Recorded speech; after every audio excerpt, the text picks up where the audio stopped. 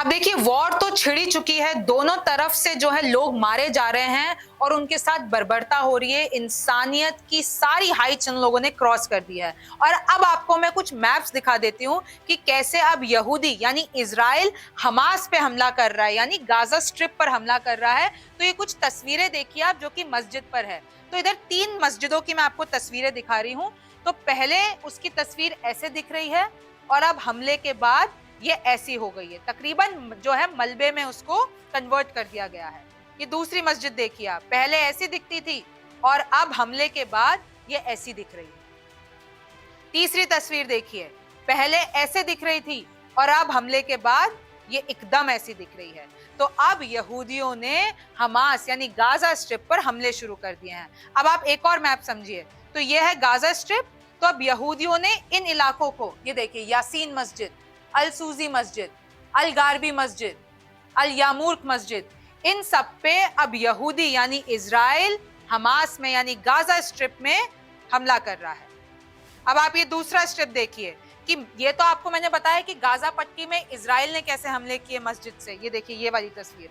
और अब आप ये देखिए कि जब गाजा के लड़ाके या गाजा पट्टी के लड़ाके, हमास संगठन के लड़ाके जब इजराइल में आए थे, तो इन्होंने ये जो बॉर्डर एरिया आप देख रहे हैं, इसको निशाना बनाया था और यहाँ पे इन लोगों ने हमले किए थे, क्योंकि ये गाजा स्ट्रिप के पास है। गाजा की माली हालत बेहद खराब है। गाजा में रहने वाले फिलिस्तीनियों की जिंदगी अंतर्राष्ट्रीय मदद पर निर्भर है। ये मदद कौन देता है? आमतौर पर संयुक्त राष्ट्र एजेंसियों के जरिए गाजा तक पहुंचती है ये मदद। इस वक्त हमास के सबसे बड़े मददगारों में से एक ईरान शामिल है। वो पैसा, हथियार और ट्रेनिंग सब हमास को देता है। एक अनुमान के मुताबिक ईरान हमास को सालाना करीब $100 मिलियन यानी करीब 830 करोड़ रुपए की मदद देता है।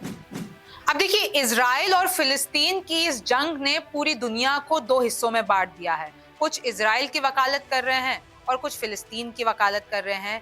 लेकिन एट द एंड बात तो यही आ जाती है कि इंसानियत शर्मसार नहीं हो। ऐसे जिस तरीके से हमें विजुअल्स देखने मिल रहे हैं, जिस तरीके से वहां पे बर्बरता हो रही है, वो ना हो और एकदम शांति से इस चीज को सुलझा दिया जाए। अगर अभी भी आपको नहीं पता है कि इजराइल और फिलिस्तीन वॉर में चल क्या रहा है, तो ये एक आखिरी ग्राफिक्स देख लीजिए, जिसके जरिए आपको थोड़ा बेस क्लियर हो जाएगा। तो आप ये मैप देखिए। तो जो ग्राफिक्स में आपको इजराइल लिखा हुआ दिख रहा है, यहाँ पर यहूदी लोग रहते हैं जिनको जूस कहा जाता है और ये जुडाइशियम को फॉलो करते हैं। और जो आपको ये गाजा स्ट्रिप दिख रही है, बॉर्डर इलाके पे इतनी सी पट्टी दिख रही है, यहाँ पर फिलिस्तीनी लोग रहते हैं और ये लोग इस्लाम को मानते हैं। तो ये पूरा इलाका पहले फिलिस्तीन था, उसके बाद यहूदियों ने यहाँ पे कब्जा कर लिया और एक नया राष्ट्र बना दिया, इस्राइल।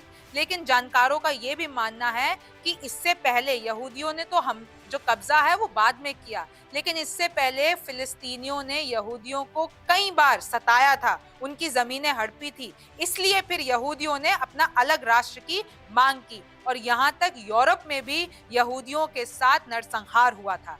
1948 में यहूदियों ने इजराइल बना दिया यूएन की मदद से। और मैं आपको बता दूं, ये जो यरूशलेम है उसमें एक मस्जिद है, अल-अक्सा मस्जिद। तो तीनों धर्म के लोग इस अल-अक्सा मस्जिद को मानते हैं, जुडाइशियम, इस्लाम और क्रिश्चियंस। नमस्कार, मैं हूं मानक गुप्ता। अगर आपको हमारा ये वीडियो पसंद आया हो तो इसे लाइक और शेयर जरूर करें और हाँ, हमें सब्सक्राइब और फॉलो करना ना भूलें, ताकि आप देश और दुनिया की कोई खबर मिस ना करें। तो जुड़े रहिए हमारे साथ और देखते रहिए न्यूज़ 24।